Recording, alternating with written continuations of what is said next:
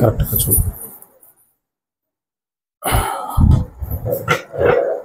మా షేడ్ గట్టిగా ఉందా?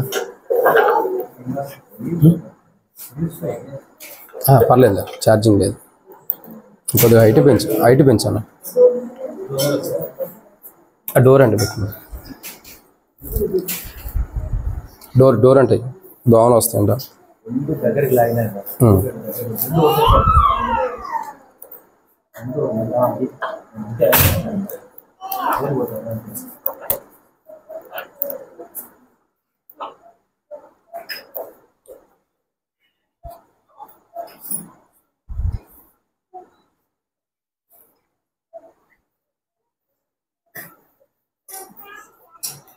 రండి, దేవుని యొక్క వాక్యం నుండి చిన్న మాటలు జ్ఞాపకం చేసుకుంటూ వద్దాం. సమయంలో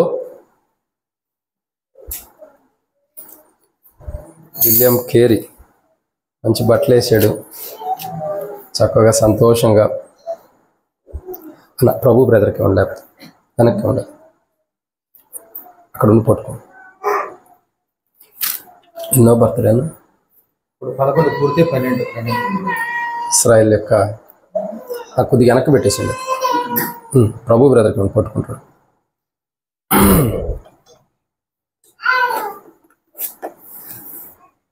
పైకి లేపలేదు లేదన్నా, పైకి లేపలేదు.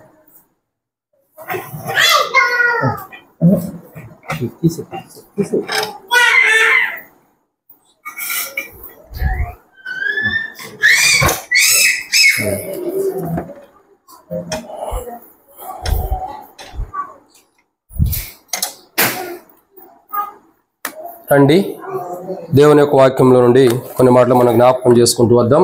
ఈ దినము మరి ఈరోజు సహోదరుడు మరి విలియం కేరీ బర్త్డే కాబట్టి కొన్ని మాటలు జ్ఞాపకం చేసుకుందాం. 11 సంవత్సరములు దేవుడు ఇచ్చిన కృపలో దేవుడు జీవింపజేసి 12వ సంవత్సరంలో సజీవుడిగా దేవుడు ప్రవేశపెట్టినందుకు దేవుని వందనములు. సంవత్సరమును నీ దయా కిరీటముగా ధరింపజేస్తానని ప్రభు యొక్క వాక్యం ధరింప చేయబడిన అనుభవాన్ని మనం చూస్తూ వస్తున్నాం.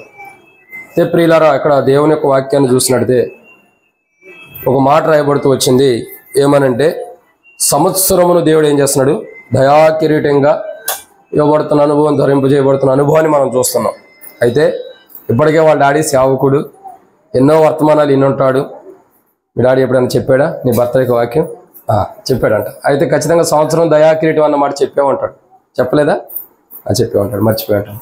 కాబట్టి ఈరోజు మనం ఒక కొత్త కోణంలో దేవుని యొక్క వాక్యాన్ని చూద్దాం. తన జన్మదినము, తాను జన్మించినటువంటి దినము ఎంతో విలువైనది. ఎందుకంటే చాలామంది యొక్క జీవితాలు, విలియం కేరీ అనే ఆయన కూడా ఒక గొప్ప వ్యక్తి కూడా ఇదే ఆగస్టు నెలలో 17వ తారీఖు జన్మించాడు. కాబట్టి నువ్వు కూడా అదే నెలలో జన్మించావండి. మీ డాడీ కూడా విలియం కేరీ అని పెట్టినట్టున్నాడు. దాని పేరు అర్థం ఏందన్నంటే అన్నకు కూడా తెలియదు అంట. సరే, మంచిది. కాబట్టి ఇక్కడ ఒక మాట చూసినట్లయితే దేవుని యొక్క వాక్యంలో కొన్ని విషయాలు చూద్దాం. ప్రతి మనిషి కూడా సహజంగా ప్రతి మనిషి దేవుని బిడ్డగా ఉన్నప్పుడు ఈ వ్యక్తి సహజమైన వ్యక్తి కాదు కాబట్టి కొన్ని కోణాల్లో చూస్తున్నాము. ఇతడు దేవుని యొక్క దాసుడు, దాసుని యొక్క కుమారుడు. కాబట్టి ఇతని జీవితం అన్నది చాలా ఎంతో దేవునికి మహిమకరంగా ఉండాలి.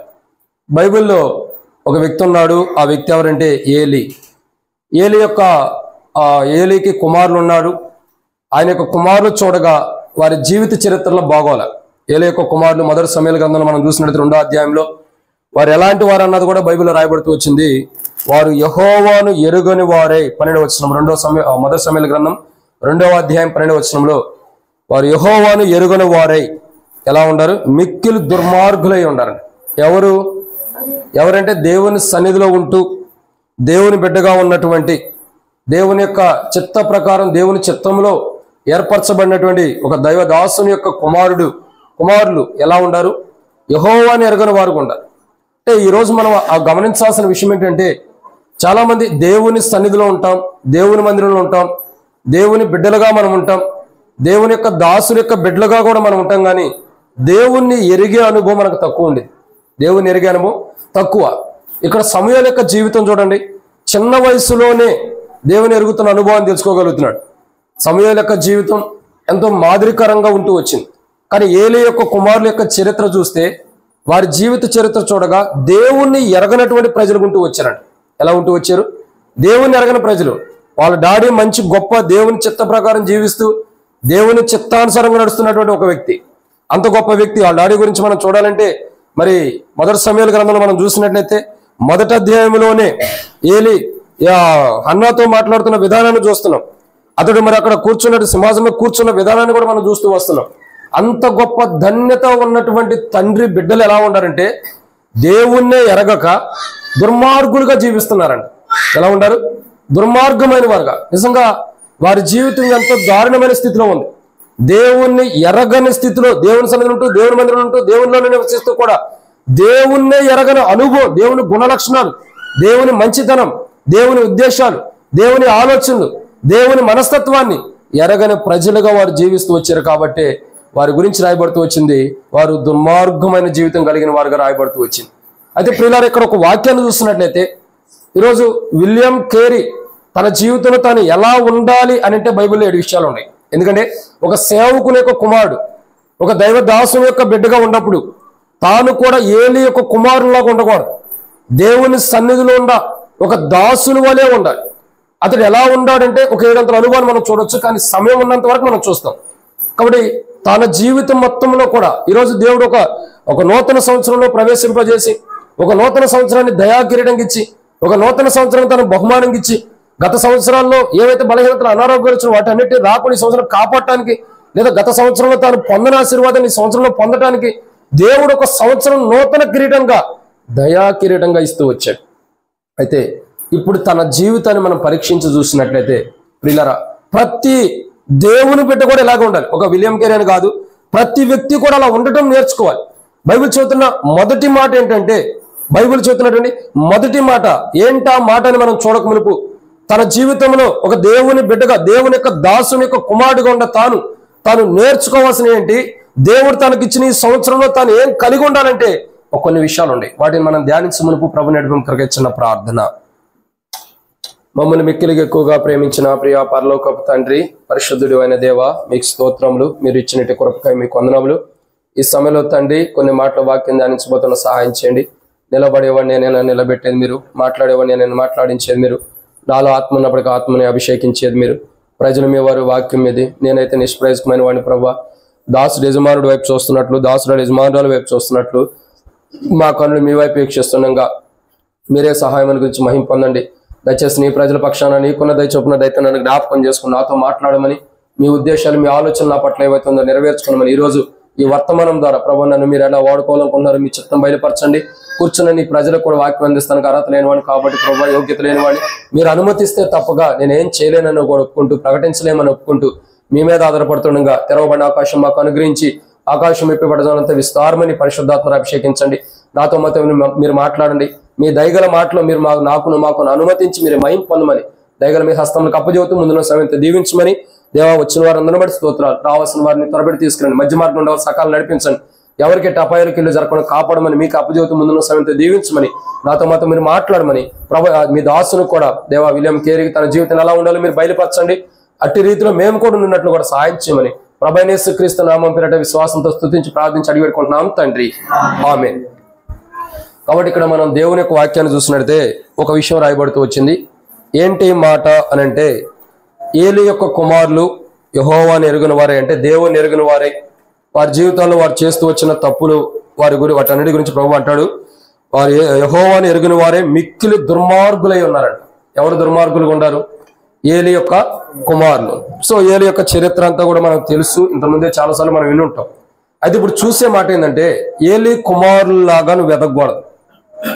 ఎలా ఉండాలి? నువ్వు ఏలీ కుమారులాగా ఉండకూడదు. మరి ఎలా ఉండాలి అని అంటే బైబిల్ ఎందుకంటే ఒక దేవుని యొక్క దాసుని యొక్క కుమారుడు కాబట్టి ఏ రీతిలో నువ్వు ఎదుగుతూ వెళ్ళాలంటే బైబిల్లో కొన్ని విషయాలు ఉన్నాయి. రండి, దాంట్లో మొదటి మాట చూసినట్టయితే, అసలు ఒక దేవుని యొక్క సేవకుని యొక్క బిడ్డ తన జీవితంలో దేవుడు తనకి సంవత్సరం దయాకిరీటంకి ఇస్తున్నాడు.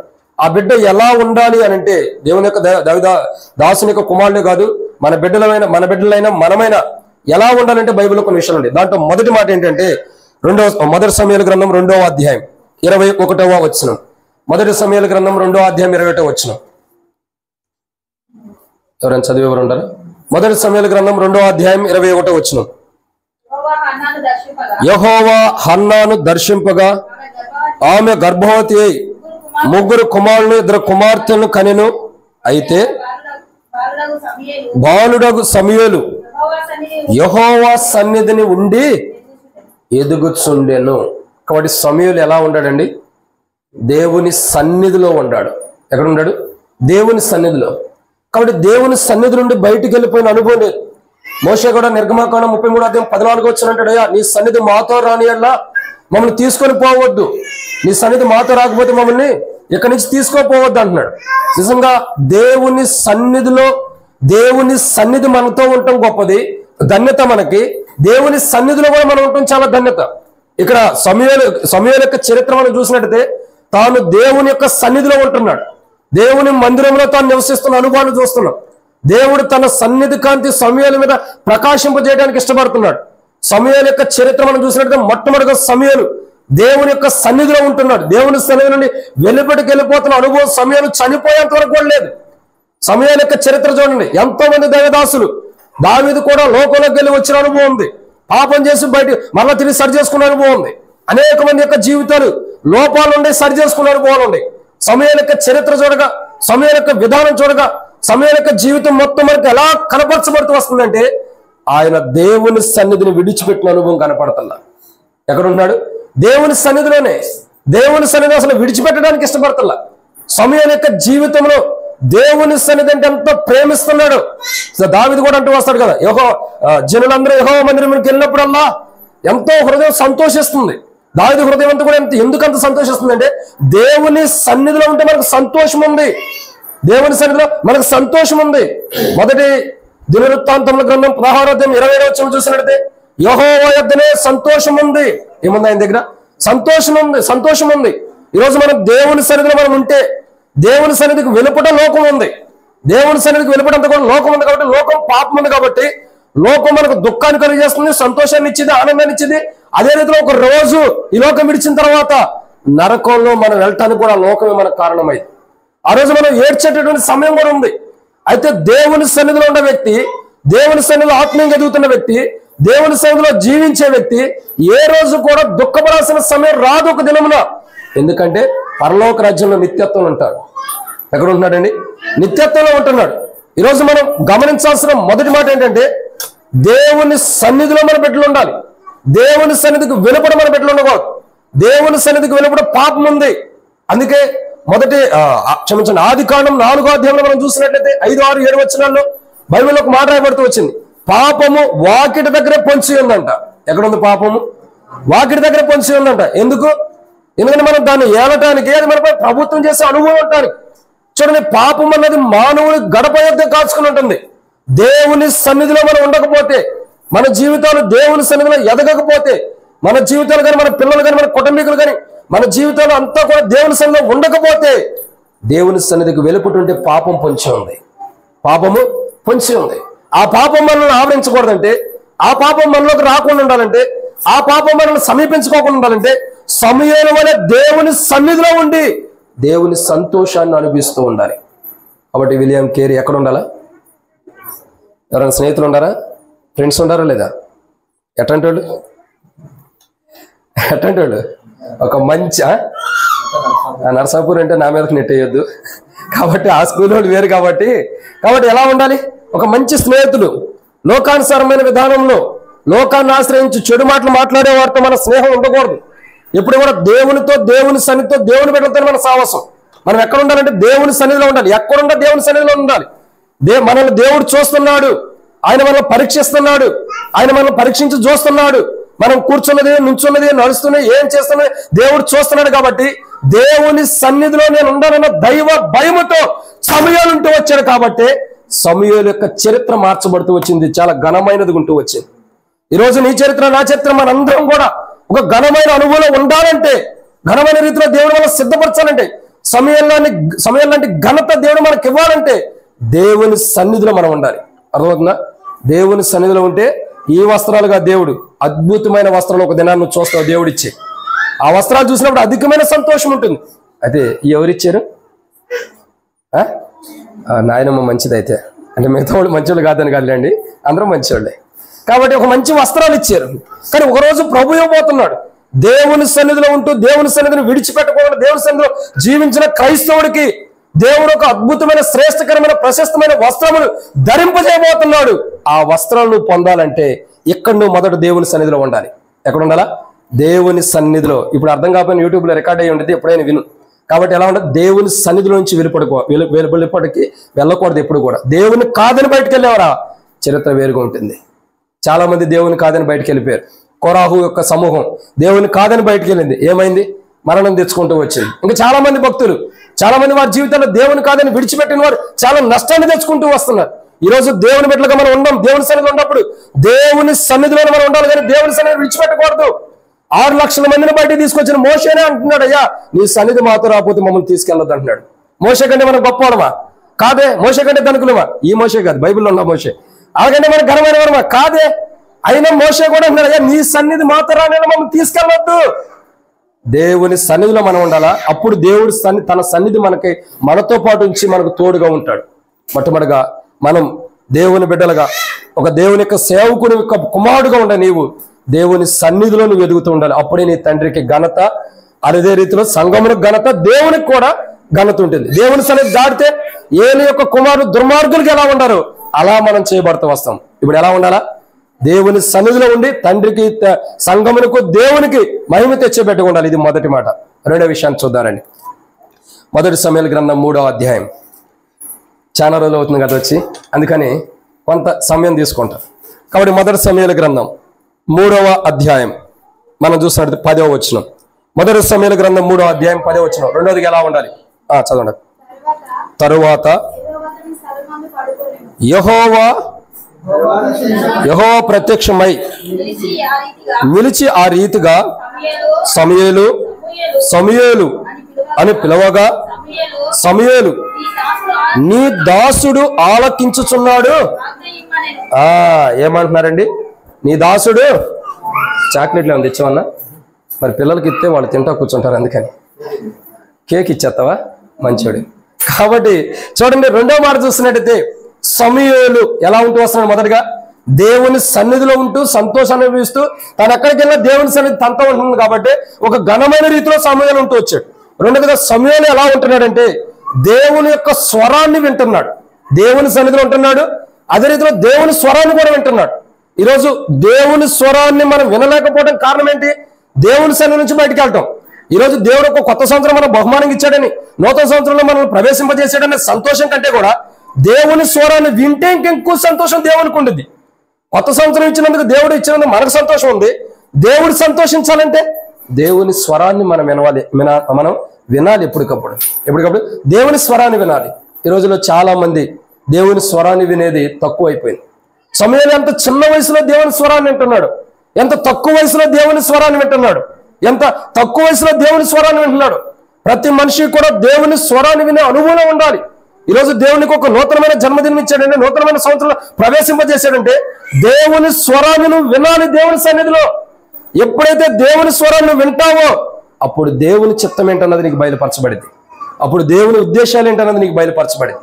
అప్పుడు దేవుని ప్రణాళిక నీ పట్ల కానీ, నీ తోటి వారిగా నీతో ఉన్నవారి పట్ల కూడా దేవుని ప్రణాళిక ఏంటో దేవుడు నీకు బయలుపరుస్తాడు. అసలు దేవుని స్వరాన్ని వినే అనుభవం లేకపోతే దేవుడు ఎలా మనకు అన్ని బయలుపరచగలుగుతాడు? ఏలి యొక్క కుమారులతో మాట్లాడా? ఏలి యొక్క కుమారులతో దేవుడు మాట్లాడా? ఎవరితో మాట్లాడుతున్నాడు? చివరికి ఏలితో కూడా మాట్లాడడానికి దేవుడు ఇష్టపడుతున్నా. దేవుని యొక్క దాసుగా ఉంటూ వచ్చాడు, దేవుని యొక్క యాజకత్వంలో ఉంటూ వస్తున్నాడు, ఒక మంచి విధానంలో ఉంటూ వచ్చాడు. అటువంటి ఏలితోనే దేవుడు మాట్లాడుతున్నా. ఎందుకు మాట్లాడుతున్నా? ఎందుకంటే దేవుని సన్నిధిలో పేరుకు మాత్రమే ఏలి ఉన్నాడు. ఏలి దేవునికి మాత్రమే ఉన్నాడు, కానీ దేవుని సన్నిధిలో పరిపూర్ణమైన హృదయం కలిగి లేడు. అందుకే దేవుడు తనతో మాట్లాడుతున్నా, తన కుమారులతో మాట్లాడుతున్నా. కుమారులు పరిపూర్ణ హృదయం ఎందుకు లేడంటే తన కుమారులు లేడాడు. ఎవరు లేడా? తన కుమారులు లేడా? పరిపూర్ణ హృదయం ఉన్నట్టు కుమారులను గద్దించేవాడు, అవసరమైతే శిక్షించేవాడు, సరైన జీవితాన్ని తను ఉండాలని హెచ్చరించేవాడు. ఆ పిల్లలను కొద్దిగా బయట కూర్చోబెట్టినాక కొన్ని మాటలు, ఎందుకంటే వినే వాళ్ళు కూడా డిస్టర్బెన్స్ లేకుండా తప్పుగా అర్థం చేసుకోకుండా మీరు మంచివాళ్ళు కాబట్టి అర్థం చేసుకోండి. ఏమని రాయబడుతూ ఏలి ఉన్న స్థితిగతులు వేరు. తన పిల్లలకి సరైన విధంగా సరి చేయలేకపోయాడు, గద్దించలేకపోతూ వచ్చాడు. ఏదో అందరూ చెబుతున్నారని ఏదో నామకే వస్తే సరి చేశాడు, కానీ సరైన గద్దింపు తన పిల్లల పట్ల లేదు. అందుకే దేవుడు మాట్లాడటం ఆపేశాడు, సమూయేలుతో మాట్లాడుతున్నాడు. సమూయేలు యొక్క స్థితిగతులు చూడండి. దేవుని స్వరాన్ని వింటున్న వ్యక్తి. నిజంగా ఒకటి, దేవుని సన్నిధిలో మనం ఉండాలా, రెండు, దేవుని స్వరాన్ని మనం వింటూ ఉండాలి. అప్పుడే మన జీవితాలు క్షేమం ఉంటుంది. మన జీవితాలు ఇప్పుడు కష్టాల్లో ఉండం, బాధలు ఉండం, అనారోగ్యంలో ఉండం. దేవుడు మనకు ఒక వాక్య వెలుగులో మనతో మాట్లాడితే మనకి ఎంత సంతోషం ఉండేది, ఉండదా? ఉండిద్దా లేదా? నిజంగా పాపంలో నుండి విడిపించబడ్డ రోజు ఎంత సంతోషం ఉండిద్దో, మన కష్టాల్లో, మన బాధల్లో, మన దుఃఖాల్లో ఉన్నప్పుడు దేవుడు మనతో మాట్లాడితే అంతకంటే గొప్ప సంతోషం ఉంటుంది. ఈరోజు దేవుడు నాతో మాట్లాడాడు. దేవుని స్వరం వింటూ ఎంతో గొప్ప ధన్యత. దేవుని స్వరాన్ని వింటూ ఉండాలి. దేవుని సన్నిధిలో ఉండవు. దేవుని యొక్క దాసుని కుమారుడు ఉన్నప్పుడు, దేవుని యొక్క సేవకుని యొక్క కుమారుడు ఉన్నప్పుడు నువ్వు దేవుని సన్నిధిలో ఉండాలా. నీ తండ్రి దేవుని సన్నిధిలో ఉన్నాడు కాబట్టి నువ్వు దేవుని సన్నిధిలో ఉండాలా.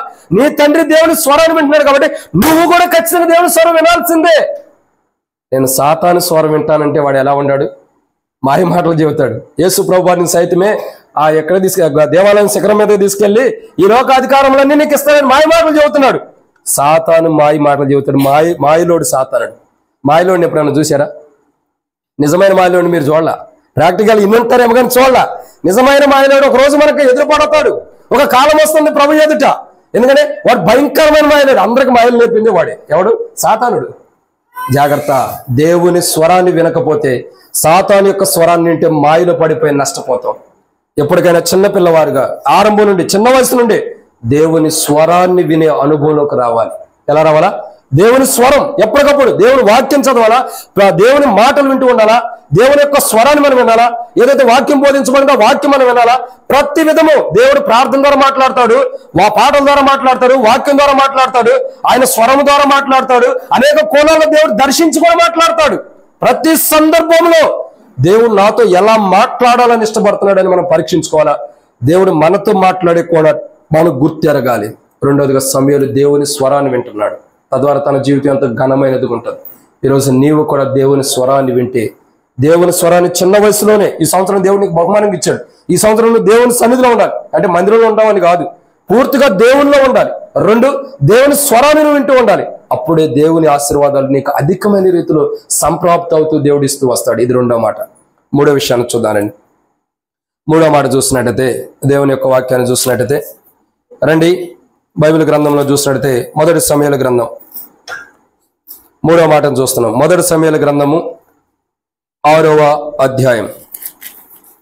మొదటి సమూయేలు గ్రంథము 6వ అధ్యాయం ఒక మాట చదివినట్టయితే, మొదటి సమూయేలు గ్రంథం 7వ అధ్యాయము 6వ వచనం. మొదటి సమూయేలు గ్రంథం 7వ అధ్యాయం 6వ వచనం.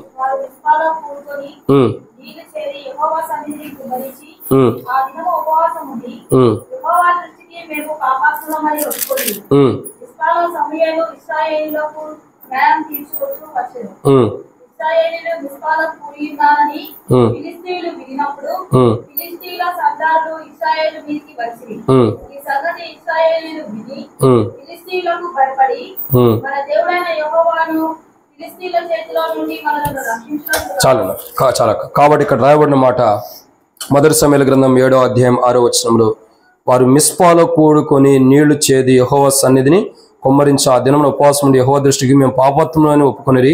మిస్పాలో సమూయేలు ఇశ్రాయేలుకు న్యాయము తీర్చుచూ వచ్చాను. ఇక మరొక మాట ఏంటంటే, ఎలా ఉండాలి అని అంటే, మూడవదిగా ప్రజలకి న్యాయం చేసేవాడికి ఉండాలి. ఎలా ఉండాలా?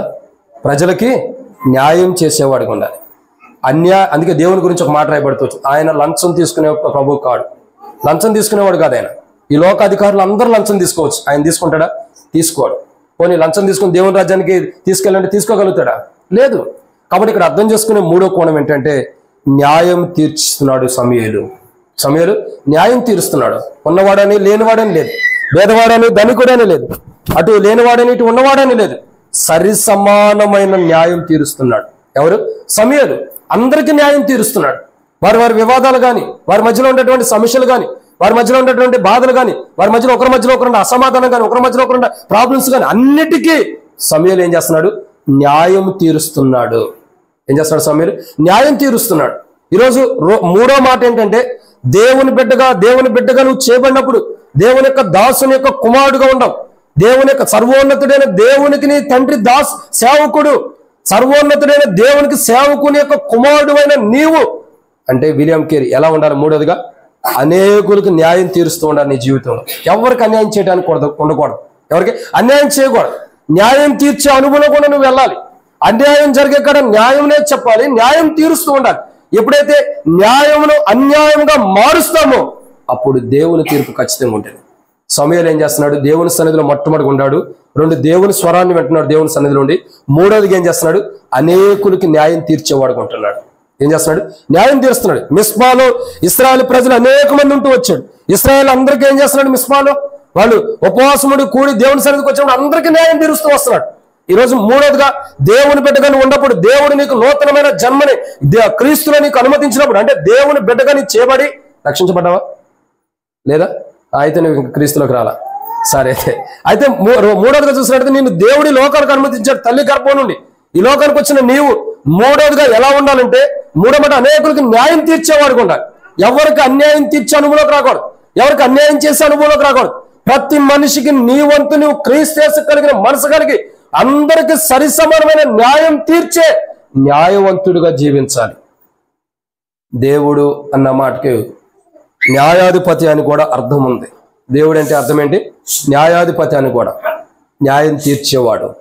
ఎప్పుడైతే మనం నిజంగా దేవుని బిడ్డలుగా దేవుని సన్నిధిలో ఉంటూ దేవుని స్వరాన్ని వింటూ అనేకులకి న్యాయం తీరుస్తాము, అప్పుడు దేవుడు మనల్ని బట్టి సంతోషిస్తాడు. సమూయేలును బట్టి దేవుడు సంతోషించడానికి కారణం ఏంటంటే పక్షపాతం లేనివాడు. పక్షపాతం లేకుండా అందరికీ సరిసమానమైన విధానంలో న్యాయం తీరుస్తున్నాడు. అట్టి దేవుని బిడ్డగా నువ్వు ఎదగాలి. ఇది 3వ మాట. 4వ విషయాన్ని చూద్దానండి. 4వ మాట చూసినట్టయితే, దేవుని యొక్క వాక్యం చూసినట్టయితే 1 సమూయేలు గ్రంథం 7వ అధ్యాయం 1 సమూయేలు గ్రంథం 7వ అధ్యాయం 8వ వచనం.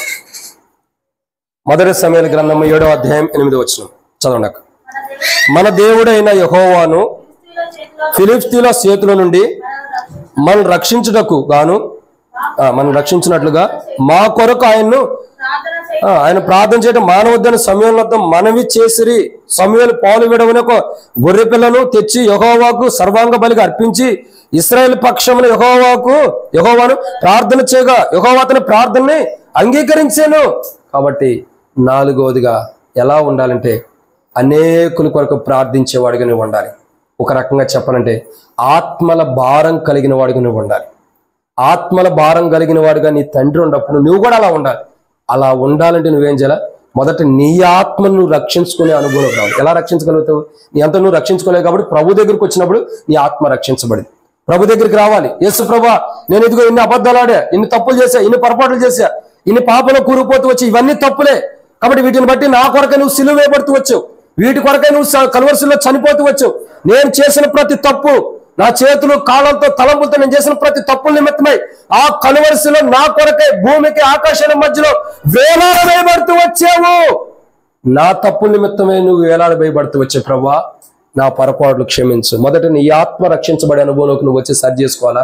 తర్వాత నశించిపోతున్న ఆత్మల కొరకు కానీ ఇంకా అనేక మంది కష్టాల్లో, బాధల్లో, శ్రమల్లో, దుఃఖంలో, కఠినమైన పరిస్థితుల్లో, భయంకరమైన స్థితిలో ఉన్నవారు అందరి కొరకు ప్రార్థించాల్సిన భారం నీ మీద దేవుడించాడు. ప్రార్థించవలసిన భారం దేవుడించాడు. సమూయేలు చూడండి, అనేకుల కొరకు ప్రార్థిస్తున్నాడు. ఇశ్రాయేలు ప్రజలందరి కొరకు కూడా, వారి క్షేమం కొరకు, వారి మేలు కొరకు, యుద్ధంలో ఉన్నప్పుడు దేవుడు వారికి విజయాన్ని ఇవ్వడానికి కానీ అనేక విధానాల్లో దేవుని సన్నిధి దేవుడు వారి పక్షాల నుండి గొప్ప కార్యం చేయడం కొరకు ప్రార్థన చేస్తున్నాడు సమూయేలు. ఒక సమూయేలు లాంటి ప్రార్థన పరుడుగా నువ్వు ఉండాలి. సమూయేలు లాంటి ప్రార్థన జీవితం నీలో ఉండాలి. ఎంత ప్రార్థన జీవితం నీలో ఉంటుందో అంతగా దేవుడు నీలో వసించి దేవుడు మహిమ పొందుతూ వస్తాడు. కాబట్టి ఎన్నో మాట అక్కడి 4వదిగా సమూయేలు మంచి ప్రార్థన జీవితం, అనేకుల కొరకు ప్రార్థన చేస్తున్నాడు. నీవు కూడా నువ్వు రక్షణ మారుమూసి బాప్తిసం పొందాలి. మొదట ప్రభు దగ్గర నీ పాపాలు ఒప్పుకోవాలి. తర్వాత నీ జీవితంలో రక్షణ లేనటువంటి ప్రజల కొరకు, లేదా రక్షించబడిన వారు కూడా దారి తప్పిపోయి, లేదా రక్షించబడిన వారికి కూడా ఏదైనా అవసరం ఉంటే వారు అందరి కొరకు కూడా ప్రార్థించే భారం దేవుడు నీ మీద పెట్టాడు. ఇది నువ్వు 4వదిగా చేయాల్సింది ఏంటంటే, 1 దేవుని సన్నిధిలో ఉండాలా, 2 దేవుని స్వరాన్ని వినాలి, 3 అనేకులకు న్యాయం తీర్చాలి, 4 అనేకుల కొరకు నువ్వు ప్రార్థన చేయాలి. సొలొమోను కూడా దేవుని ప్రజలకు న్యాయం తీర్చడం కొరకు ఏం చేశాడు? దేవుని సన్నిధికి వచ్చి ప్రార్థించాడు. అయ్యా, నాకు వివేకం కలిగిన హృదయం ఇవ్వు, ఇట్లాంటి ప్రజలందరినీ కూడా నేను వారికి న్యాయం తీర్చాలంటే నా వల్ల కాదు. దేవుని దగ్గరకు వచ్చాడు, దేవుని దగ్గర పొందుకున్నాడు ఆ యొక్క వివేకము, ఆ జ్ఞానం పొందుకున్నాడు. కాబట్టి సొలొమోను అనేకులకి న్యాయం తీర్చగలిగిన అనుభవం ఉంది. సొలొమోను పేరు కూడా ఘనముగా దేవుడు ఎంచుతూ వచ్చాడు. కాబట్టి నీ జీవితంలో అనేకుల కొరకు నువ్వు ప్రార్థించాలి. ఏం చేయాలా? అనేకుల కొరకు ప్రార్థించాలి. ప్రార్థనా పరుడుగా నువ్వు సిద్ధపడాలి. నశించిపోతున్నవారా, కష్టాలు ఉండవారా, బాధలు ఉండవారా, దుఃఖాలు ఉండవారా, ఇబ్బందుల్లో ఉండవారా, కష్టంలో ఉండవారా, ప్రతి వ్యక్తి కొరకు కూడా ప్రార్థించే బిడ్డగా నీవే కాదు, ఇక్కడుండ మేమందరం కూడా ఉండాలి. ఏం తెరీసా, నువ్వు ఉంటావా? మంచిదాన్ని. అప్పుడు అట్లా ఉండాలి. ఎందుకంటే ఒక్కరే కాదు, మనందరికీ అవసరమైన మాటలు. బర్త్డే మీటింగ్ అంటే బర్త్డే బాయ్కే కాదు, అందరికీ అవసరమని. ప్రతి వ్యక్తి అనేకమైన ఆత్మల కొరకు ప్రార్థించే వారికి ఉండాలి. సమూయేలులాగా కష్టాలు బాధలు ఉంటాయి, వాటి కొరకు ప్రార్థించాలి. ఇబ్బందులు ఉంటాయి, వాటి కొరకు ప్రార్థించాలి. శ్రమలు ఉంటారు, వాటి కొరకు ప్రార్థించాలి. నశించిపోతున్న ఆత్మలు ఉంటాయి, వాటి కొరకు ప్రార్థించాలి. ప్రతి ఆత్మ కొరకు ప్రార్థించే భారం దేవుడు నీకు ఇచ్చాడు. ఎలాంటి భారము? యేసు ప్రభువారు ఉదయం నుండి సాయంత్రం దాకా సువార్త చేసి రాత్రికి కొండెక్కి ప్రార్థన చేస్తున్నాడు. ఎందుకు? ఆత్మల భారం. ఆత్మలను రక్షించాలి, అనేకమైన ఆత్మల పరలోక రాజ్యం చేర్చాలన్న భారం. ఆ భారం నీకు ఉండాలి. ఆ భారం ఖచ్చితంగా ఇప్పటి నుండే ఒక మంచి ప్రార్థనా భారంతో నువ్వు ముందరకెళ్ళాలి, ఆత్మ నిమిత్తమే. ఇది 4వ మాట. ఇంకా 5వ విషయాన్ని చూసినట్టయితే సమూయేలు యొక్క చరిత్ర మనం చూస్తున్నాం. 5వ విషయం మొదటి సమూయేలు గ్రంథం 3వ అధ్యాయం. మొదటి సమూయేలు గ్రంథం 3వ అధ్యాయం మనం 5వ విషయాన్ని చూసినట్లయితే మొదటి సమూయేలు గ్రంథం 3వ అధ్యాయంలో మనం ఒక మాట చూస్తున్నాం. 17వ వచనం.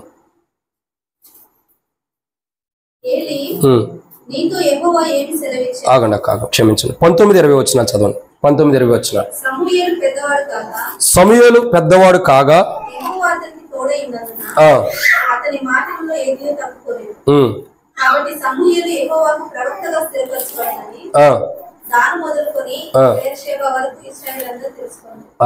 చాలక్క. కాబట్టి ఇక్కడ రాయబడిన మాట ఏంటంటే, ఎన్నో మాట? 5వదన్నా, మీరు 2 ఎగరగొట్టారు. కాబట్టి మొదటి మాట ఏంటి? మరలా రిమైండ్ చేస్తాం. మొదటి మాట ఏంటి? బర్త్డే, కుమారుడు బర్త్డే అని మర్చిపోయినట్టున్నాడు. మళ్ళా గుర్తు చేద్దాం. మొదటి మాట ఏంటి? సమూయేలు ఎలా ఉండాలి?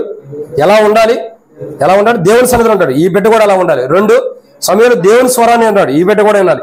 3, సమూయేలు ఎలా ఉన్నాడు? అనేకులకు న్యాయం తీరుస్తున్నాడు. ఈ బిడ్డ కూడా న్యాయం తీర్చాలి. 4, సమూయేలు ఎలా ఉన్నాడు?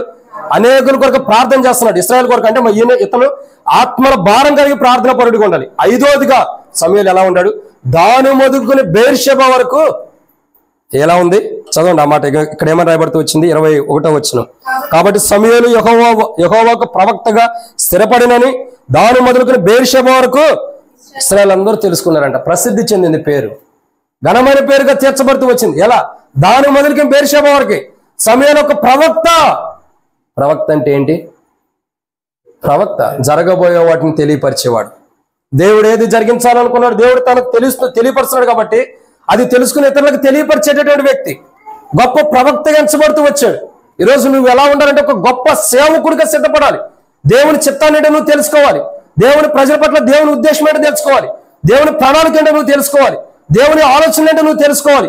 దేవుని సేవకుని యొక్క కుమారుడుగా ఉండే నీవు దేవుని సేవకుడుగా దేవుని చిత్తమైతే ఉండి అనేకులకి నీ పేరు దేవుడు గణపరచాలంటే మొదటగా నీవు ప్రవక్తగా చేయబడి ఉండాలి. అలా చేయబడాలంటే దేవుడు నిన్ను ఏర్పరచుకుని అనుగుణం తీసుకొచ్చినప్పుడు లోబడాలి.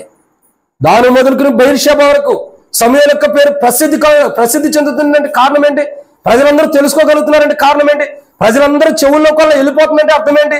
ఆయన ఒక ప్రవక్తని తెలుసుకోగలిగాడు అంటే దేవుని యొక్క చిత్తం, దేవుని ఉద్దేశాలు, దేవుని ఆలోచన, దేవుని ప్రణాళికలు ప్రజలకు తెలియపరిచే వ్యక్తిగా ఉన్నాడు.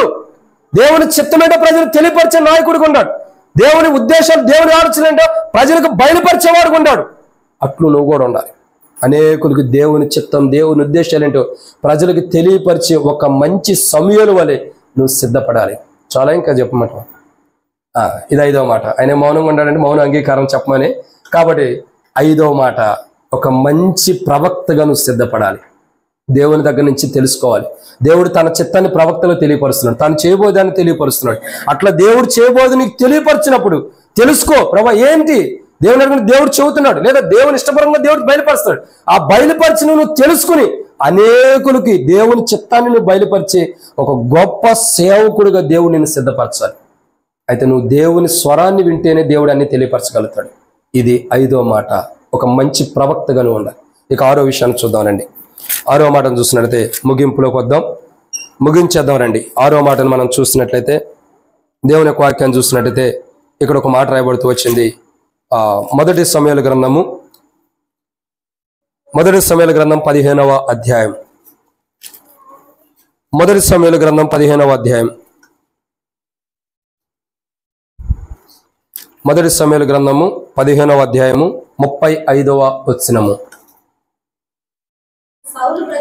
సౌలు బ్రతికిన దినములన్నిటిను సమూయేలు అతని దర్శింప వెళ్ళలేదు గాని ఎలా ఉన్నాడు చూడండి. సౌలును గురించి దుఃఖాక్రాంతుడుగా ఉన్నాడంట. ఎవరు? సమూయేలు. ఎందుకున్నాడు? సమూయేలు ఒక దేవుని బిడ్డ. ఒక ఎన్నికలేని ఎందుకంటే ఒక ముగింపులో అంటే నెంబర్ వైజ్గా చూస్తే లాస్ట్లో ఉన్నటువంటి గోత్రం నుండి ఎన్నుకోబడినటువంటి వ్యక్తి. లాస్ట్ అంటే ఆ ముగింపులో ఉన్న వ్యక్తి, ఆ యొక్క గోత్రం నుండి ఎన్నుకోబడిన వ్యక్తి. అంటే తన యొక్క జీవితం అనేక పర్యాయంలో సౌలు కూడా అంటాడు, నేను నా గోత్రం ఏ పాటిదన్న అనుభవం సౌలు కూడా అంటూ వస్తాడు. ఇక్కడ చూడండి, సౌలు ఏ స్థితిలో ఉన్నాడు? ఒక ఎన్నికలేని గోత్రం నుంచి దేవుడు ఎన్నుకున్నాడు, ఒక రాజుగా చేస్తూ వచ్చాడు. అటువంటి స్థితిలో ఉన్న సౌలు ఇప్పుడు ఎలా ఉన్నాడు? దారి తప్పిపోయాడు. దేవుడు వద్దన్న పని చేస్తూ వెళ్ళిపోయాడు. దేవుని చిత్తానికి విరోధంగా ఉంటున్నాడు. దేవుడు ఏది చేయొద్దన్నాడు అదే చేశాడు. కాబట్టి ఇప్పుడు సౌలులోకి ఏ ఆత్మ వచ్చింది? దురాత్మ వచ్చింది. ఇప్పుడు సమూయేలు బాధపడుతున్నాడు. ఎవరు బాధపడుతున్నాడు? సమూయేలు దుఃఖాక్రాంతుడు అవుతున్నాడు. అంటే వెళ్ళలేదు కానీ సౌలు దగ్గర సమూయేలుకి వెళ్తలేదు కానీ లోపడైతే బాధ ఉంది. సమూయేలుని దేవుడు సౌలుని దేవుడు ఒక రాజుగా నియమించాడు. మొట్టమొదటి రాజాతుడు, ఇశ్రాయేలుకి మొట్టమొదటి రాజుగా చేయబడినటువంటి వ్యక్తి దారి తప్పిపోయిన ఒక దుఃఖంతో ఉన్నాడు. ఒక దుఃఖముతో. ఎలాంటి దుఃఖం అది? చూడండి, ఇక్కడ రాబడుతుంది చూస్తే, దుఃఖాక్రాంతుడై తన జీవితంలో ఎంతో దుఃఖాక్రాంతుడిగా జీవిస్తూ వస్తున్నాడు ఇక్కడ సమూయేలు. ఎందుకు? సౌలు నిమిత్తమే. సౌలు యొక్క చరిత్ర బాగాల దేవుడిచ్చిన ఆశీర్వాదాన్ని కోల్పోయాడు సౌలు. దేవుడిచ్చిన ధన్యతను కోల్పోయాడు. దేవుడిచ్చిన ఆత్మను కోల్పోయాడు. దేవుడిచ్చిన రాజ్యాధికారాన్ని కోల్పోయాడు. దేవుడిచ్చిన ప్రజలు కూడా సౌలు కోల్పోయాడు.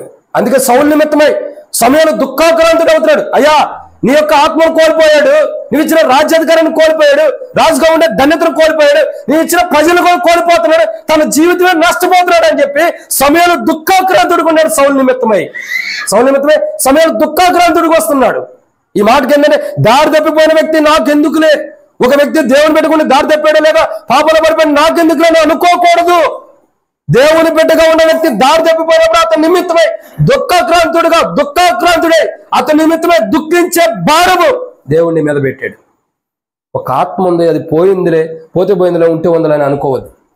ఎలా ఉన్నాడు సమూయేలు? దేవుని చిత్తానికి విరోధంగా జీవిస్తున్నటువంటి ఒక మనుషుడు నిమిత్తమై దుఃఖాక్రాంతుడవుతున్నాడు. ఎంత బాధను అనిపిస్తున్నాడు ఆ వ్యక్తి నిమిత్తమై. చూడండి, దేవుని చిత్తానికి విరోధంగా ఉండే ప్రతి దేవుని బిడ్డైన ప్రతి మనిషి కొరకు ఒక భారం కలిగి నువ్వు ఉండాలి. వారి నిమిత్తం ఎంతో దుఃఖాక్రాంతుడు. మొదట ప్రార్థన చేయమని చెప్పారు కదా, అంత ప్రార్థన చేద్దాం. దుఃఖంతో కూడిన ప్రార్థన జీవితం. సమూయేలు సౌలు విషయమై ఎంత భారం కలిగి ఉన్నాడు చూడండి. సమూయేలు సౌలు విషయమై ఎంత భారం కలిగి ఉన్నాడు.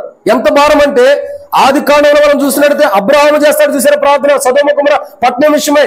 అయ్యా, ఆ ప్రాంతంలో 50 మంది ఉండేలా కాపాడవా, ఆ ప్రాంతంలో 40 మంది ఉండేలా కాపాడవా, 45 మంది ఉండేలా, 40 మంది, 30 మంది, 20 మంది, 10 మంది ఉండేలా పట్టణాన్ని కాపాడవా అంటే అంత భారము సమయంలో ఉంది. ప్రజలు నష్టపోకూడదు, ప్రజలు దేవుని శాపాన్ని తెచ్చుకోకూడదు, ప్రజలు దేవుని ఉగ్రతను తెచ్చుకోకూడదని, దేవుని ఉగ్రత ప్రజల మీదకి రాకూడదన్న భారము బాధ సమయంలో ఉంది. కాబట్టి ప్రజలు దేవుని ఉగ్రతని తప్పించబడాలన్న భారం సమయంలో ఉంది. కాబట్టి సౌలు నిమిత్తమే దుఃఖాక్రాంతుడు అవుతున్నాడు. కాబట్టి ఈరోజు నీకు దేవుడు ఒక నూతనమైన జన్మదినం ఇచ్చాడు. ఈరోజు నువ్వు చేయాల్సిందంటే, ఏదో సేవకుడు వచ్చి చక్క ఆశీర్వాదాలు దేవుడు ఇస్తాడని ఆశీర్వాదాల గురించి చెప్పుకోండి, దేని గురించి చెబుతున్నాడేమో అనుకోవద్దు. నేను ఎక్కడికి వెళ్ళినా ఎట్లాగే చెబుతాను. ఎందుకంటే మనిషి జీవించాల్సింది జీవించే కూడా మనం చెప్పినప్పుడు ఆశీర్వాదాలు ఎలా వస్తాయి? దేవుడు ఖచ్చితంగా నేను ఆశీర్వదిస్తాడు. ఎందుకంటే నీ ధన్యత అది. దేవుని సేవకులు భిక్షం ఎత్తుకున్నాడు కానీ అడుక్కున్నాడు కానీ చరిత్రలో ఎక్కడా లేదు. ఎందుకంటే అది దేవుని వాక్యం చెబుతుంది. దావీదు సైతం పలుకుతున్న అనుభవాలు, అనేక భక్తులు పలుకుతున్న అనుభవాలు ఉన్నాయి. ఒక సేవకుని యొక్క బిడ్డకున్నప్పుడు దేవుడు నిన్ను అన్యాయం చేయడు, విడిచిపెట్టాడు. అయితే నువ్వు చేయాల్సినవి ఇవి. దేవుడిని అయితే విడిచిపెట్టాడు, కానీ నువ్వు చేయాల్సిన పని ఏంటంటే, 1 దేవుని సన్నిధిలో ఉండాలా, 2 దేవుని స్వరాన్ని వినాలా, 3 ప్రజలకు న్యాయం చేర్చాలా, 4 అనేకుల కొరకు ప్రార్థన చేయాలా, బాధలు బలహీనంగా ఉండే వారి కొరకు, అనేకుల కొరకు, 5వదిగా నువ్వు ఒక మంచి ప్రవక్తగా ఉండాలి. ఆరోదిగా అనేకుల కొరకు దుఃఖాక్రాంతుడిగా ఉండాలి, దారి తప్పిపోయిన వారి కొరకు. దేవునిలో ఉంటూ కూడా దేవునికి విరోధమైన జీవితాన్ని, దేవుని సన్నిధిలో ఉంటూ కూడా దేవునికి విరోధమైన జీవితాన్ని జీవిస్తున్న అనేక మంది కొరకు దుఃఖాక్రాంతుడిగా నువ్వు ఉండాలి. అంటే అంత భారము బాధ్యత నీకు ఉండాలి. ఏదో ఒక ఆత్మ పోతే పోయిందని అనుకోవద్దు. ఏమో దేవుని చిత్తం అయితే నువ్వు కూడా సేవకు రావచ్చు, అది దేవుని చిత్తం. వచ్చిన తర్వాత ఆత్మ పోతే పోయిందని అనుకోవద్దు. దాని గురించిన భారం అంటే ఇప్పుడే కాదు, ఇక్కడ కూర్చున్న మనకు కూడా ఆత్మల భారం ప్రాముఖ్యత. ప్రతి మనిషి కూడా ఒక దేవుని సన్నిధిలోంచి దూరం వెళ్ళిపోతున్న వ్యక్తి నిమిత్తమై, దేవుని ఆత్మను కోల్పోయి, దేవుని చిత్తాన్ని కోల్పోయి, దేవుని సన్నిధిని కోల్పోయినటువంటి మనుషుల నిమిత్తమై దుఃఖాక్రాంతుడిగా అంత భారం నీలో ఉండాలి. ఎంత భారం అంటే క్రీస్తు కలిగినంత భారం, యేసు ప్రభువారు సిలువను మోసినంత భారం. అయితే మనం అంత భారాన్ని భరించలేం, కానీ అటువంటి భారం కలిగి మనం ఉండాలి. అటువంటి భారం కలిగి మనం ఉండాలి. ఎప్పుడైతే అలా ఉంటామో ఖచ్చితంగా దేవుడు మన పట్ల గొప్ప కార్యం చేస్తాడు. ఏం చేస్తాడు? మన పట్ల గొప్ప కార్యం చేస్తాడు. దేవుడు ఒక గొప్ప కార్యం మన పట్ల చేయాలంటే, ఈ అద్భుతాలు, ఈ గొప్ప కార్యాలు మన పట్ల దేవుడు నూతనమైన కార్యాలు చేయాలంటే, ఆశీర్వదించాలా, దీవించాలా. ఈ సంవత్సరం దేవుడు దయాకిరీటంగా ఇచ్చాడు. ఇంకా దీంట్లో ఎన్నో ఆశీర్వాదాలు దేవుడు నీకు ఇవ్వాలంటే నువ్వు ఎలా ఉండాలో గుర్తుంచుకోవాలి. నువ్వు ఎలా ఉండాలి? దేవుని సన్నిధిలో ఉండాలి, దేవుని స్వరాన్ని వినాలి, ఇంకా న్యాయం తీర్చేవాడికి ఉండాలి, ప్రార్థించేవాడికి ఉండాలి, ప్రవక్తగా నువ్వు జీవితం అలా కాపాడుకోవాలి. ఇంకా చూసినట్లయితే ఒక దుఃఖాక్రాంతుడిగా నువ్వు ఉండాలి. అప్పుడే దేవుడు నీకు అన్ని ఆశీర్వాదాలు ఇస్తాడు. ఏదో నేను వచ్చి విలియము 11 సంవత్సరాలు దేవుడు కాపాడి 12 సంవత్సరం దేవుడు ప్రవేశింపజేసాడులే, నీకు దేవుడు అన్ని ఆశీర్వాదిస్తాడులేని నేను చెప్పలేను. దేవుడు నీకు ఇవ్వాలంటే నువ్వు ఎలా ఉండాలి? సమస్తమైన ఆశీర్వాదాలు దేవుడు ఇవ్వాలంటే నువ్వు ఎలాగే ఉండాలి. చివరగా సమూయేలు ఎలా ఉన్నాడు తెలుసా? అద్భుతమైన సన్నివేశం. రండి, మొదటి సమూయేలు గ్రంథం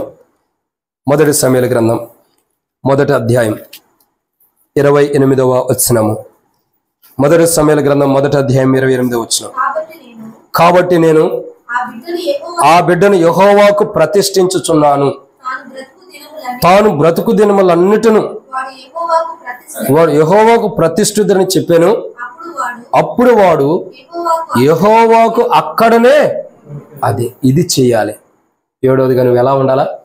మొట్టమొదటిగా దేవుని సన్నిధిలో ఉండాలి. నువ్వు చెప్పు, గుర్తుండయా?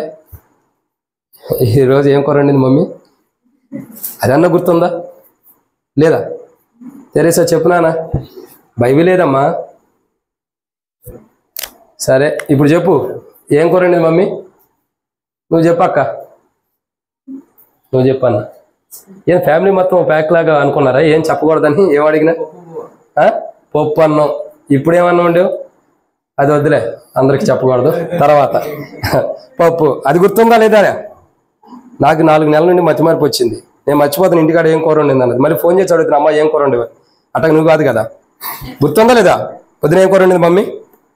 పప్పు. అది గుర్తుంది, కానీ అన్నీ గుర్తుండవు. వాక్యం గుర్తుండదు. మనకి గుర్తుపెట్టుకోవాలి. 1, నువ్వేం చేయాలా? దేవుని సన్నిధిలో ఉండాలి, అంటే దేవునిలో ఉండాలి. 2, దేవుని మందిరం ఉంటామని కాదు, దేవునిలో ఉండాలి. 2, దేవుని స్వరాన్ని నువ్వు వినాలి. 3, ఏం చేయాలా? న్యాయం తీర్చేవాడికి ఉండాలి, అనేకులకి అన్యాయం తీర్చకూడదు. 4, ఎలా ఉండాలా? ప్రార్థనాపరుడికి ఉండాలి. 5, ఒక ప్రవక్త ఎలా చేస్తాడో అలా దేవుని చిత్తాన్ని కనుక్కుని అనేకులు చెప్పాలి. 6, ఎలా ఉండాలి? దుఃఖాక్రాంతి, అనేకుల నిమిత్తమై రసించిపోతున్న ఆత్మ దేవుని నుంచి బయటికి వెళ్ళిపోయిన, దేవునికి దూరస్తున్నాయి, దేవుని నుండి కూడా దేవుని నుండి విడిచిపెట్టిన ఆత్మ నిమిత్తమై దుఃఖాక్రాంతుడిగా, అంత భారం నీ మీద ఉండాలి. ఇక 7వదిగా దేవుని ఆరాధించే బిడ్డగా నువ్వు ఉండాలి. ఎలా ఉండాలా? దేవుని స్తుతించాలి నీ జీవిత కాలం అంతయో కూడా. నిజంగా నువ్వు 2 విషయాల్లో దేవుని స్తుతించాలి కంపల్సరీ. 1, దేవుడు నీ కొరకై చనిపోయి సమాధి చేయబడి తిరిగి లేచాడు, నీ పాపాల కొరకై ప్రభు చనిపోయాడు అన్న సత్యం నిమిత్తమే నువ్వు ఆరాధించాలా. 2, ఒక మంచి విధానం, అంటే సర్వోన్నతుడైన దేవునికి సేవకుడైనటువంటి సేవకుని యొక్క కుమారుడుగా దేవుడు అనుమతించినందుకు దేవుడిని ఆరాధించాలి. 1, నా తండ్రి సేవకుడు ప్రభువా. 1, నీవు నా కొరకే ప్రాణం పెట్టి చనిపోయి తిరిగి లేచి నీకు వందనాలని. 2, నేను ఒక సేవకుని యొక్క కుమారుడుగా నన్ను ఉంచావు ప్రభువా. ఈ ధన్యత అందరికి ఉండదు. కొంతమంది సేవకులు పిల్లలు ఎలా ఉండారంటే, నేడు దినాల్లో దారి తప్పిపోయిన వాళ్ళు ఉన్నారు. అందుకే దేవుడు నాకు ఆడపిల్లలు ఇచ్చారని సంతోషిస్తున్నా. వాళ్ళని పెంచే విధానంలో కూడా చక్కగా పెంచాలని ఇష్టపడుతున్నా. ఎందుకు? కొంతమంది పిల్లలను చూస్తే, కొంతమంది సేవకుల పిల్లలు నేను చాలా చోట్ల విన్నా. ఎలా ఉంది తెలుసా? కొంతమంది పిల్లలు, సేవకుల పిల్లలు తాగుబోతులు అయిపోయారు, తిరుగుబోతులు కూడా అయ్యారు. కొంతమంది తాగుబోతులు, తిరుగుబోతులు కూడా అయ్యారు. వారి పేర్లు చెప్పరు, కానీ వారి గురించి వింటే నాకు చాలా బాధ అనిపించింది. అరే, వారి తండ్రి ఏమో ఒక గొప్ప సేవకుడు, ఘనమైన సేవకులుగా తీర్చిదిద్దబడ్డారు. దేవుడు అంత ఘనమైన రీతిలో వాడుకుంటూ వచ్చారు. వీళ్ళ చరిత్ర చూడగా వాళ్ళ విలువ మొత్తం తీసేసి దరిద్రంగా తయారవుతూ వచ్చారు. తాగుబోతులు, తిరుగుబోతులు, పాపములు కూరుకుపోయి ఉన్నారు. మళ్ళీ వాళ్ళ కుమార్తెలు చూడగా ఎంత ఘనమైన రీతిలో దేవుని ద్వారా ఆశీర్వదించబడుతూ వస్తున్నారు. కుమారులే పాడైపోయిన అనుభవంలోకి వచ్చేస్తున్నారు. చెడు స్నేహాలు. మా తండ్రి సేవకుడు రోజు ఈయనే వాక్యమేగా, రోజు వాక్యం చెబుతున్నాడు మీ డాడీ ఏంటో, రోజు ఈయనే వాక్యమే, రోజు ఈయనే కుటుంబ ప్రార్థనే, రోజు ఈయనే వర్తమానాలే, రోజు ఈయనే ఆరాధన వర్తమానమే, ఇంకా గొప్ప ఏముంది? ఇదే కొనసాగిద్ది. దానివల్లే చాలా మంది సేవకుని యొక్క బిడ్డలు దారి తప్పిపోతున్నారు. అయితే నువ్వు అలా ఉండొద్దు. నువ్వు ఎలా ఉండాలా? దేవుని యొక్క కుమారుడు దారి తప్పిపోయాడా? దేవుని యొక్క కుమారుడు పాపంలో పడ్డాడా? దేవుని యొక్క కుమారుడు పాపం చేస్తూ వచ్చాడా? లేదు. మనం ఎలా ఉండాలా? దేవుని కుమారులుగా మనం ఉండాలి. ఎలా ఉండాలి? యేసు ప్రభువారు దేవుని కుమారుడికి లోకానికి వచ్చాడు. పాపం చేయాల, సవాలు చేశాడు. నాలో పాపం ఉందని స్థాపించగలిగిన వాడు ఎవరు లేరు. ఆయనలో పాపం లేదు. సో మనం దేవుని కుమారులుగా ఉండాలి. అలా ఉండి ఏం చేయాలా? సర్వోన్నతమైన సేవకుని యొక్క కుమారుడుగా నువ్వు ఉన్నప్పుడు నీ జీవితం అంతా కూడా దేవుని ఆరాధించాలి. ఈ సంవత్సరం దేవుడు నీకు బహుమానంగా ఇచ్చాడంటే నువ్వేం చేయాలా? ప్రభు, ఈ సంవత్సరం నాకు దయాకిరీటంగా ఇచ్చావు ప్రభు, నీకు వందనాలు. ఈ సంవత్సరం నేను నిన్ను తెలుసుకోవాలి. ఈ సంవత్సరం నాకు రక్షణ అవసరం, మారుమనసు, పాపక్షమాపణ అవసరం. అవన్నీ ఉంటేనే 7 ఆశీర్వాదం నీకు వచ్చింది. కాబట్టి అది మొదట నాకు కావాలి అని ప్రభువుని అడగాలి. ఎప్పుడైతే నీ జీవితాలు అలా ప్రభు దగ్గర నీ పాపాలు ఒప్పుకుని జీవితం మార్చి నీ కొరకే ప్రభు చనిపోయాడని నమ్మి, నీ నిమిత్తమే ప్రభు సమాచారపరిచి 3వ రోజున పునరుద్ధాడే తిరిగి లేచాడని, నేను ఆ పాపాల కొరకు ఆయన దేహం దున్నబడి ఆయన రక్తం చిందించబడిందని నమ్మితే అప్పుడు నువ్వు ఆరాధించగలదు. ఆ నమ్మిన అనుభవాన్ని బట్టి. 7వదిగా నువ్వు ఎలా ఉండాలంటే సమూయేలులాగా దేవుని సన్నిధిలో ఉంటూ దేవుణ్ణి ఆరాధించాలి. ఎలా ఉండాలా? దేవుణ్ణి ఆరాధించాలి. ఇప్పుడు ఆరాధన చేస్తావా? రాదులే, తర్వాత ఆరాధన చేయి. కాబట్టి ఎలా ఉండాలా? దేవుణ్ణి ఆరాధించాలి. దేవుని బిడ్డగా ఉండి జీవిత కాలం అంతయు కూడా నీవు దేవుణ్ణి ఆరాధించాల్సింది. ఎంతగా దేవుణ్ణి ఆరాధిస్తావో అంత ఆశీర్వాదాలు వస్తాయి. ఒక మాట చెప్పి నేను ముగిచ్చేస్తాను. నేను తిమోతి అంకుల్ ఇంట్లో ఉండేవాడిని. జాబ్ చేస్తున్నప్పుడే, టాటా కంపెనీలో దాంట్లో జాబ్ చేస్తున్నప్పుడే తిమోతి అంకుల్ ఇంట్లో ఉండేవాడు. తిమోతి అంకులు చక్కగా కుమారుల కంటే కూడా కుమార్తెతో ఎక్కువ మాట్లాడుతూ ఉండేవాడు. వాళ్ళిద్దరూ అంటే తండ్రి కూతురు మాట్లాడుకునే విధానం ఆంటీ చూసి అసూయపడేది. ఆంటీ కూడా ఎంత అసూయ అంటే, అరే వాళ్ళిద్దరు మాట్లాడుకున్నారా, తలిపేసేసారా అనేది. అంటే వాళ్ళ మాటలు కూడా వినపడకూడదండి. అంటే వీళ్ళిద్దరు ఎలా ఉండేవాళ్ళు, చాలా ఎంత సంతోషంగా అంటే ఒక రేత్రలో నవ్వుకుంటూ ఉండేవాడు దేవుని గురించి చెప్పుకుంటా. ఒకరోజు అంకుల్ చెప్తూ వచ్చాడు, అక్క కూడా తిమోతి అంకులు ప్రభు మహిమలో పిలువబడినప్పుడు సాక్ష్యం ఇచ్చింది హెబ్రోన్లో. ఏమని తెలుసా? తిమోతి అంకులు కూడా చెప్తూ వచ్చేవాడు అనేక విషయాలు. నాకు ఒక రోజు కూడా కాలుకి ఏదో ఈ బొటన వేలికి దెబ్బ తగిలింది హెబ్రోన్లోనే ఉన్నప్పుడు 2013లో. ఏదో కోర్టుకి ఎక్కడికో వెళ్ళాల్సి అర్జెంట్గా వెళ్తున్నప్పుడు అంకుల్ ప్రార్థన చేశారు. వెళ్తున్నాము, బైక్ దగ్గరికి వెళ్ళి బైక్ స్టాండ్ తీసుకోకుండా వెనక్కి అనేదానికి స్టాండ్ వచ్చిన గోరు లేచిపోయింది, రక్తం కారిపోతుంది. నేనేం చేశాను, రూమ్లోకి వెళ్ళి అప్పుడు ఇప్పుడు డేవిడ్ అన్న ఉంటున్నాడు, అక్కడ ఉండేవాళ్ళం. అక్కడికి వెళ్ళిపోయి కాలు కట్టుకునే సమయంలో తిమోతి అంకుల్ చూసి అన్నాడు, ఏమైందిరా అన్నాడు. అంకుల్ కాలుకి దెబ్బ తగిలింది అంకుల్, మరి చూడకోకుండా ఇలా లాగేసాను బైక్, దాని స్టాండ్ వచ్చి తగిలింది అంకుల్, గోరు లేసిందంటే అరే ఇటు రారా అన్నాడు. ఏంటి అంకుల్ కట్టుకొని వస్తానంటే, కట్టు కాదురా ముందు ఇటు రారా అన్నాడు. వెళ్ళిన తర్వాత అంకుల్ అన్నాడు, అరే మోకాళ్ళు ఉంచరా అన్నాడు. అంకుల్ కాలు నొప్పిగా ఉందండి. కాలు నొప్పి లేదేమో లేదు, మొదట మోకాళ్ళు ఉంచరా అన్నాడు. మోకాళ్ళు ఉంచిన తర్వాత చెప్పాడు, దేవుని స్తుతించరా అన్నాడు. ఏమని స్తుతించాలి అంకుల్ అన్న. ఏమని కాదురా, దేవునికి దెబ్బ తగిలింది కదా, ఈ దెబ్బ తగిలినందుకు దేవునికి వందనాలు చెప్పు. దేవుడు నీకు మేలు చేసాడు. ఎందుకంటే బయటికి వెళ్తే ఎంతకంటే ప్రమాదం నీకు జరగకుండొచ్చేమో, ఎందుకంటే ప్రమాదం నీకు ఏమి జరగకుండొచ్చు. అది జరగకోకుండా ఉండటానికే ఇంతటితోనే ముగింపు రావచ్చు. శత్రువు చేసినా ఎలా వచ్చినాక నీకు మేలే జరిగింది. దేవుని వందనాలు చెప్పి దేవునికి వందనాలు చెప్పు, దేవుని ఆరాధించాను. ఆ తర్వాత అంకుల్ యొక్క జీవితంలో తెలుసుకుంది ఏంటంటే, అంకుల్ యొక్క కుమార్తెకి దయ్యం పట్టింది. 6 నెలల పాటు పీడిస్తూ వచ్చింది. షారోన్ అక్కకి మేము బేబక్క అంటాం. 6 నెలల పాటు పీడిస్తూ వచ్చింది. ఆయన ఒక సేవకుడు, ఆయన కుమార్తెకి దయ్యం పట్టింది. ఘనమైన సేవకుడు తిమోతి అంకుల్. అంటే ఎందుకంటానంటే అంత ఘనంగా దేవుడు ఆడుకుంటూ వచ్చాడు. ఆయన సాక్ష్యాన్ని బట్టి అనేక మంది ఎంతో మంది తీర్మానం చేసుకుంటూ వచ్చారు. నా పేరు బొంతల కృష్ణమూర్తి అని చెప్పేవాడు మొదటి స్టార్టింగ్. మా నాన్న పేరు ఇది అని చెప్పుకుంటూ వచ్చేవాడు, రామచంద్రమూర్తి అని చాలా చెప్పుకుంటే. ఆ మాటల్లోనే చాలా సంతోషం ఉండేది.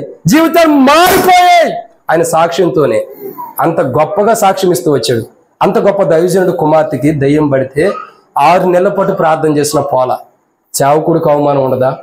దేవునికి అవమానం ఉండదా? అనేక మంది వచ్చి, అయ్యా బహుశా అనుకోవచ్చు, బయట చెప్పనా, నువ్వేంటయ్యా సేవకుని కుమార్తెకి దయ్యం పోలా, మాకేం చెబుతావు అనుకోవచ్చు. అనుకోరా? అనుకుంటారు. అన్నిటిని భరించాడు. ఒక 6 నెలల దాకా బాధను భరించి ఒకరోజు ఎందుకు ఆలోచన వచ్చిందంటే, ఆ దయ్యం పట్టిన పాపని తన కుమార్తె దగ్గర తీసుకుని దేవుణ్ణి ఆరాధన చేద్దాం అనుకున్నాడట. దగ్గర తీసుకున్నాడు. ఇక ప్రార్థన చేయట్లేదు. 6 నెలలు చేశాడు కదా, చాలు ఇప్పుడు ఏం చేస్తున్నాడు? ఆరాధన చేస్తున్నాడు. చేతి మీద తల మీద చేపెట్టి ఆరాధన చేస్తున్నాడు దేవుణ్ణి. మహోన్నతుడివి, మహాగణుడివి, సర్వశక్తివంతుడివి, సర్వోన్నతుడివి, ఆకాశం మహాకాశం పట్టజల గొప్ప దేవుడివి, అనంత కరుణామయుడివి, ఆకాశం నీ సింహాసనం, భూమి పాదపేయడం, సర్వోన్నతుడైన దేవుడి, ఇంత గొప్ప దేవుడు అని ఆరాధిస్తుంటే 6 నెలల నుండి పోయిన దెయ్యం ఒక్క దెబ్బతో లేచి పారిపోయిందంట. దేవుని ఆరాధిస్తున్న ఒకే ఒక్క ఆరాధన. నిజంగా ఆరాధన ఎంత విలువైందో తెలుసా? ఒక్కొక్కసారి మనం ప్రార్థన చేస్తే పోని కూడా ఆరాధన చేస్తే వదిలిపోతాయి. ఎందుకంటే దేవుణ్ణి గణపరిస్తే సాతానుడు మన దగ్గర ఉండడు. ఆరాధన చేసే వ్యక్తుల దగ్గర కూడా సాతానుడు ఉండడు. హార్ట్ఫుల్ గా నిజంగా ఏదో వాక్యం చెప్పాడు, వాక్య ప్రకారం ఆరాధన చేసేవాళ్ళు అనే కోణం కాకుండా హృదయమైన వాక్యం విని ఆ వాక్యం మన హృదయంలో చేర్చుకుని వాక్యానుసారంగా ఆరాధన చేసే బిడ్డ దగ్గరికి సాతానుడు రావాలని భయపడతాడు. ఆ రోజు ఆ దైవదాసుడు ఆరాధన చేశాడు. 6 నెలలు ప్రార్థన చేసిన పోయిన దెయ్యం ఒక్క ఆరాధన, మహాగణుడు, మహోన్నతుడు అంటే ఇక స్టార్ట్ చేసిందంట. సాతానుడు విలువలాడిచ్చేస్తుంది, రకరకాల విధానాలు చేస్తుంది. అయినా విడిచిపెట్టకుండా దేవుని ఘనపరిచి ఆరాధించాడు. దేవుని యొక్క ఔన్నత్యము, దేవుని యొక్క మహిమ, దేవుని యొక్క గొప్పతనం, దేవుడు ఎంత గొప్పవాడో వివరించాడు, వర్ణించాడు ఆరాధనలో. దానితోనే విడిచిపెట్టేళ్ళింది. ఎప్పటికీ రాలేక వెళ్ళిపోయింది. మరి అన్నిటికీ ఇక రాలా వాళ్ళ దగ్గరికి, అక్కడికి అక్క దగ్గరికి రాలా. మనం కూడా సాక్ష్యం చెబుతూ వచ్చింది. అంకులు ప్రభు మహిమ పిలవబడినప్పుడు అక్క గొప్ప సాక్ష్యము. ఎందుకు? ఆరాధన ఎంతో విలువైనది. ఒక్కొక్కసారి మన జీవితాల్లో ఏదన్నా జరగకపోతే, ఏదైనా మనం ఉద్దేశించిన అది జాబులు కానీ, వివాహం కానీ, ఏదైనా విషయాలు మన జీవితాల్లో మనం కఠినమైన మనం అనుకుని ప్రార్థన చేస్తున్నా జరగకపోతే దాని విషయమై ఆరాధన చేయి. ఖచ్చితంగా దేవుడు ఇస్తాడు. ఖచ్చితంగా దాని విషయమై దేవుడు అనుమతిస్తాడు. ఆరాధన అంటే దేవునికి ఎంతో మహిమకరమైనది, సాతానుకు ఓటమైనది. సమూయేలు జీవితంలో మొట్టమొదటి చేస్తున్నది తెలుసా? అసలు ప్రార్థన కంటే కూడా ఆరాధన చేస్తున్నాడు సమూయేలు. ఏం చేస్తున్నాడు సమూయేలు? అదే కదా, మొట్టమొదటి ఆరాధన చేస్తున్నాడు, ప్రార్థన చేస్తున్నాడు, దేవుని స్తుతిస్తున్నాడు. తన తల్లి అక్కడ ఆరాధిస్తే తల్లితో పాటు మ్రొక్కాడు, అంటే ఆరాధన చేస్తున్నాడు, దేవుని స్తుతిస్తున్నాడు. సమయంలో ఎంత ధన్యత, తల్లి ఎంత చెప్పుండొచ్చయ్యా, దేవుణ్ణి ఎలా ఆరాధించాలరా, ఎలా మహింపరచాలరా, ఎలా స్తుతించాలి, ఎంతగా దేవుని గురించి, ఆమె దేవుని యొక్క కార్యాల గురించి, దేవుని యొక్క గుణలక్షణాల గురించి ఆ బిడ్డకి ఎంతగా చెప్పి ఉందో. నిజంగా నేను అనుకుంటా తల్లి ఆ బిడ్డకు భోజనం పెట్టిన దానికంటే దేవుని గురించి ఎక్కువ చెప్పుండేది. ఆ బిడ్డకు భోజనం పెట్టినప్పుడు కూడా దేవుని గురించే చెప్పుండొచ్చు. ఎంత ఘనమైన రీతిలో చెప్పపోతే ఆ కుమారుడు వచ్చి అక్కడనే ఒక బుడ్డవాడు, పాలు విడిచిన పిల్లవాడు. ఎబ్రీ స్త్రీలు ఎన్ని సంవత్సరాలు పాలు విడుస్తారండి? సహజంగా ఎబ్రీ పిల్లలు ఎన్ని సంవత్సరాల్లో పాలు తాగుతారు? నాకు ఎవరో జ్యోతి వచ్చారా? 5 సంవత్సరాలు ఖచ్చితంగా తాగుతారు. మన పిల్లలంటే ఇప్పుడు సంవత్సరానికి ఆపేస్తాం, సంవత్సరం కూడా ఉండవు. కానీ ఎబ్రీ స్త్రీలు ఆ 5 సంవత్సరాలు నమ్మకంగా పాలిస్తారు పిల్లలు. అంటే అంత 5 సంవత్సరాల పిల్లవాడు దేవుణ్ణి ఆరాధన చేస్తానండి. విచిత్రం కాదు ఇది? ఎంత ఘనమైన కార్యం ఇది, ఎంత అద్భుతమైన కార్యం. అంత గొప్ప సమయంలాగా నువ్వు సిద్ధపడాలి దేవుని ఆరాధించే విషయంలో. దేవుని నువ్వు ఆరాధిస్తుంటే సంఘంలో ఉండేవారు అందరూ కూడా ఆశ్చర్యపోయే రీతిలో దేవుడు మహిమ పొందాలి. ఆశ్చర్యపోవాలి సంఘంలో ఉండేవారందరూ కూడా, సంఘంలో ఉండేవారందరూ కూడా ఆశ్చర్యమైన రీతిలో, అయ్యా దేవుని సేవకుని యొక్క కుమారుడు ఇంత ఘనంగా ఆరాధన చేస్తున్నాడు, మేము కూడా చేయాలని. నిన్ను బట్టి అనేకులు ఒక మాదిరికరమైన జీవితాన్ని తీసుకోవాలి. ఒక గొప్ప ఆరాధన చేయనట్లు ప్రభు నిన్ను సిద్ధపరచాలి. చివరిగా ముగిస్తున్నాం. 7 విషయాలు ఏమేమి చెప్పబడినాయి? సమూయేలు లాంటి జీవితం నువ్వు కలిగి ఉండాలి. రక్షణ, మారుమనసు, పాప క్షమాపణ మొదట ప్రభు దగ్గర నువ్వు అడుగు. ప్రభువు ద్వారా అవి పొందిన తర్వాత నువ్వు ఎలా ఉండాలంటే, 1 దేవుని సన్నిధిలో నువ్వు ఉండాలి, అంటే దేవునిలో ఉండాలి, దేవునిలో నుండి బయటకు వెళ్ళకూడదు. 2 నువ్వు ఎలా ఉండాలా? దేవుని స్వరాన్ని వినాలి, దేవుని సన్నిధిలో. 3 అనేకులకు న్యాయం తీర్చేవాడు ఉండాలి. 4 అనేకుల కొరకు ప్రార్థించేవాడు ఉండాలి. 5 ప్రవక్తలాగా, అంటే దేవుని చిత్తాన్ని తెలుసుకుని అనేకులు తెలియపరచాలి. 6 దుఃఖాక్రాంతుడిగా, దారి తప్పిపోయిన ప్రతి ఆత్మ కొరకు నువ్వు దుఃఖాక్రాంతుడిగా ఉండాలి. 7 ఎలా ఉండాలా? దేవుణ్ణి ఆరాధించే బిడ్డగా ఉండాలి. ఎప్పుడైతే ఇట్టి అనుభవాలు నువ్వు ఉంటావో, అంటే దేవుని దగ్గరకు వచ్చి నీ పాపాలు ఒప్పుకున్నప్పుడు, దేవుడు ప్రభు నీ జీవితం మార్చిన తర్వాత నువ్వు 7 అంతల అనుభవం కలిగి ఎప్పుడు ఉంటావో, అప్పుడు ఇలాంటి బర్త్డేలు మరెన్నో దేవుడు నీకు ఇస్తూనే ఉంటాడు, ఆశీర్వాదాలు కూడా ఇస్తాడు. అయితే ఈ సంవత్సరం నీకు దయాకిరీటంగా దేవుడు ఇచ్చాడు కాబట్టి ఈ సంవత్సరంలో దేవుడు నిన్ను ఆశీర్వదిస్తాడు. నీ చదువుల్లో, నీ యొక్క ఆరోగ్య విషయాల్లో, నీ ప్రతి విషయంలో కూడా దేవుడు శ్రద్ధ తీసుకుని ఆశీర్వదిస్తాడు. అయితే దేవుని ఆశీర్వాదాలు సమృద్ధికి సంవత్సరం దేవుడు నీకు ఇస్తాడు. అట్టి ఆశీర్వాదాలతో పాటు 7 అంతల అనుభవాలు కూడా దేవుడు ఇవ్వాలంటే దేవునిలో ఉండాలి. సమూయేలు లాంటి జీవితం నీకు దేవుడు ఇవ్వాలి. కాబట్టి ఈ సంవత్సరంలో నీవు రక్షణ పొందినట్లు, ఈ సంవత్సరంలో దేవుడు నీ పాపాల కొరకు ప్రభు తన కుమారుని పంపాడు కాబట్టి అది నువ్వు తెలుసుకుని ఈ సంవత్సరం నువ్వు రక్షించబడినట్లు, నూతన జీవాన్ని పొంది 7 అంతల ఆశీర్వాదాన్ని కూడా నువ్వు పొందినట్లు, దేవుడు నీకు ఇచ్చిన నూతన సంవత్సరం దయాకిరీటంలో ఈ గొప్ప అనుభవాన్ని నువ్వు పొందినట్లు, నీవే కాదు ఇక్కడ చేరడం మనమందరం కూడా అట్టి అనుభవాలు పొందినట్లు ప్రభు కృప మనకు తోడే నడిపించును గాక. ఆమేన్.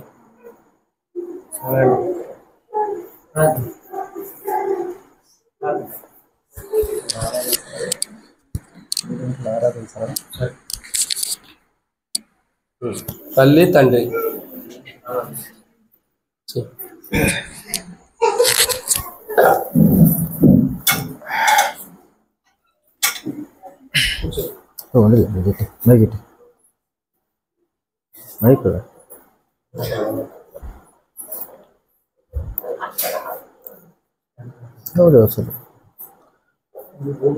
ఒక నిమిషం మనం ఆరాధించుకుందాం. దేవుడు చేసిన మేలులన్నింటినీ గుర్తించుకొని.